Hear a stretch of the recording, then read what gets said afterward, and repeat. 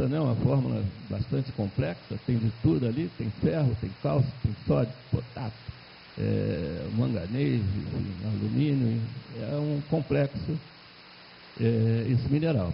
Encontrado em Picuí, na Paraíba, e em Galiléia e Sapucaí, em Minas Gerais. E essa denominação foi uma homenagem a ele depois que ele faleceu.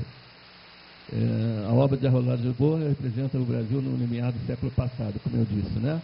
Os primeiros 30 anos e o finalzinho do anterior. E decorrido mais ou menos 100 anos, qual seria o panorama do Brasil em relação aos diversos campos abordados? Esse é o desafio. A gente discutir, passados mais ou menos 100 anos de quando o Arrojado de Lisboa realizou seus trabalhos, qual seria o panorama? Mudou a seca do Nordeste? Como é que está agora? Naquela época era um problema que ele procurou resolver e ao longo dos anos. Será que isso foi resolvido? A questão das ferrovias, a questão dos transportes de modo geral, né? Enfim, a questão do mineral, da geologia e tudo mais. Então, está em discussão com os nossos debatedores. Geologia, economia, secas no Nordeste, ferrovia, recursos minerais e combustíveis fósseis. Eu queria só fazer um adendo aqui, a questão do Arrojado de Lisboa no Nordeste. Ele procurou fazer um trabalho muito bom, ele era muito competente. E sabe o que aconteceu por causa disso? Foi demitido. Foi demitido. A gente conhece essa história, né? Ele era muito bom, muito competente, procurou, inclusive, fazer um trabalho social, levando aquelas populações o conhecimento básico, fundamental, inclusive escolaridade, que é bom demais. Demitido.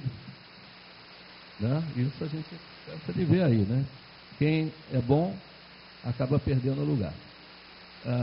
Então, com a palavra os debatedores, a atualidade da obra do Arrojado de Lisboa, etc, etc. Cada debatedor tem 10 minutos para expor o tema. Está aí, está na economia. Geologia, economia, secas, ferrovia, recursos minerais e combustíveis fósseis.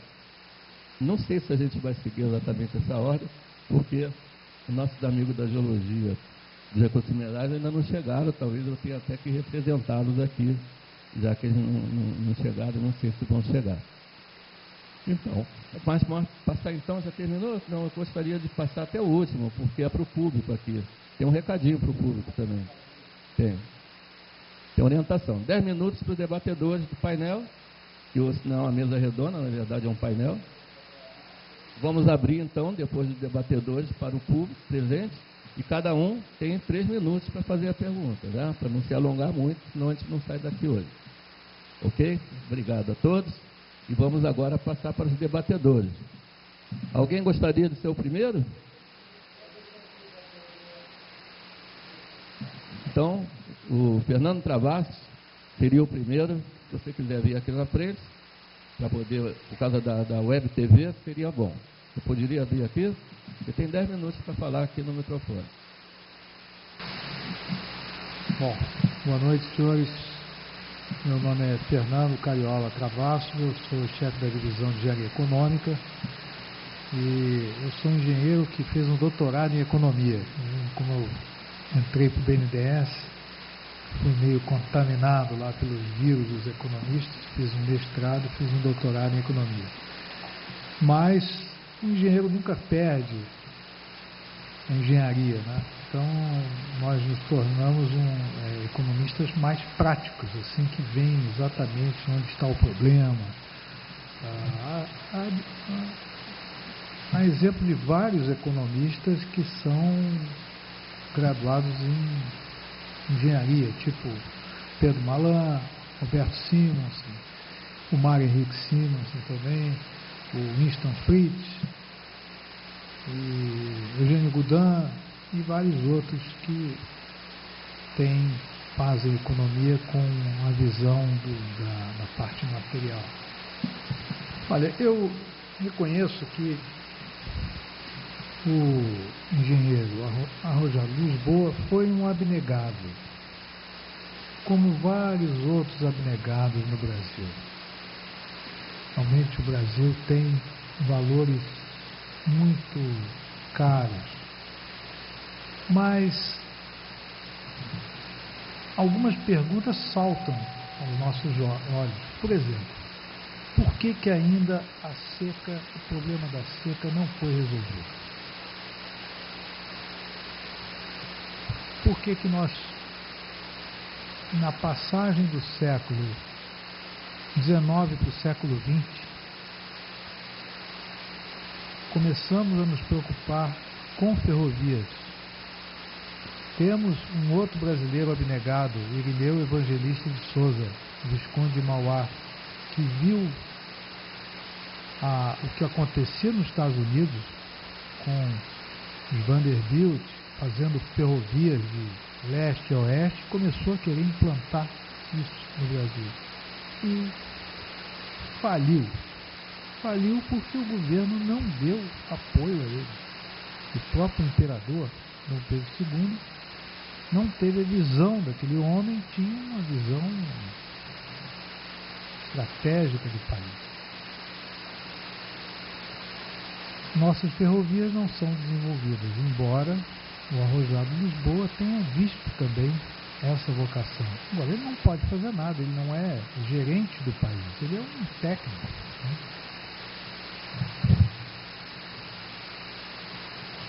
Geologia.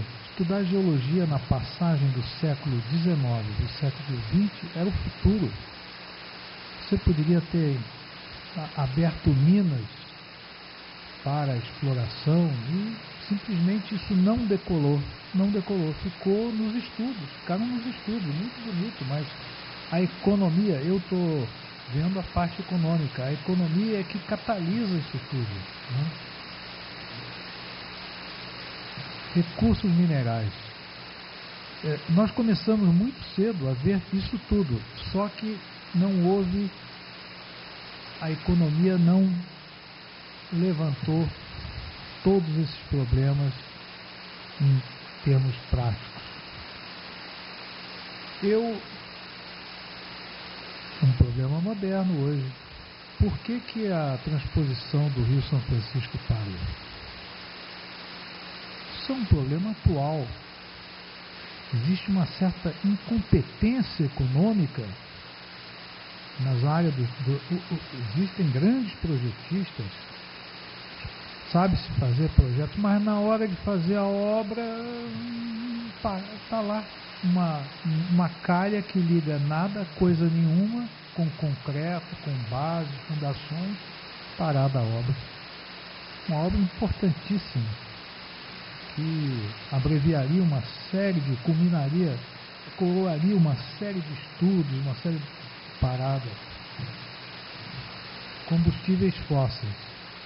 Provavelmente nós temos outras jazidas aí de xisto, coisas desse tipo já descobertas, mas não, a economia não faz isso florescer. Então, eu, só para fechar, atribuo isso a um pouco uma falta de... Primeiro, problema político. Nós temos uma estrutura de políticos de que um não checa o outro. Então existe um conluio, e sabemos isso no Nordeste, em que há interesse em não desenvolver, porque a água é moeda de troca, né? Quanto mais problema, quanto menos se resolver o problema, as pessoas que têm um certo gabarito exercem poder sobre os outros. Então isso é uma certa incompetência política nossa.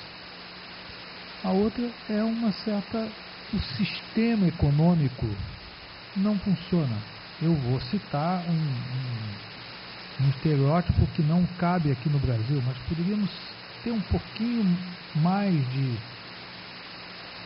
empreendedorismo. Em 1880, 1890, a malha ferroviária nos Estados Unidos era maior do que a malha ferroviária hoje no Brasil. Por quê? Porque se fazia estrada de ferro para ganhar dinheiro. E o governo coletava os impostos. Lógico que houve excessos, não havia leis trabalhistas que assegurassem o direito dos trabalhadores, mas os sindicatos foram se formando, né? Passou agora há pouco tempo no History Channel, na net, a história dos Vanderbilt, dos Borman, isso em 1850, antes da Guerra Civil Americana, os Estados Unidos já fabricava aço. Nós só fomos fabricar aço 100 anos depois, com Volta Redonda. Por quê? Não é porque o sujeito tem lá os estudiosos da mesma forma, mas o que catalisa? É a vontade de fazer, uma grande dúvida, de ganhar dinheiro. E aí o governo vai lá e quer ganhar dinheiro, ótimo, me dá aqui o meu imposto. E eu faço escolas, falta um pouco. Nós temos isso, nós vemos aqui na Praça Largo da Carioca, uma série de empresários se virando, se imaginando. O brasileiro é empreendedor. Falta um sistema que coordene essas forças. Essa é a observação. É uma pena, mas eu acho que há esperança, porque nós temos aí a Petrobras, temos Vale do Rio Doce, temos vários empresários que estão indo para frente. Agora, o governo tem que ajudar, não pode atrapalhar. O governo tem que dizer, ótimo, faça, quer ir lá para fora, quer ganhar dinheiro, ótimo, dá aqui meu imposto, porque tem que fazer escola, tem que fazer hospitais. Tá? É isso. Muito obrigado. Obrigado, Fernando. Eu vou chamar agora o debatedor Leonel, José Leonel Rocha Lima, tá certo? Ok, meu amigo lá da Universidade Rural, que também é chefe, ou subchefe ainda da DTE de Recursos Naturais Renováveis, do Estudo de Engenharia. Muito obrigado. Boa noite.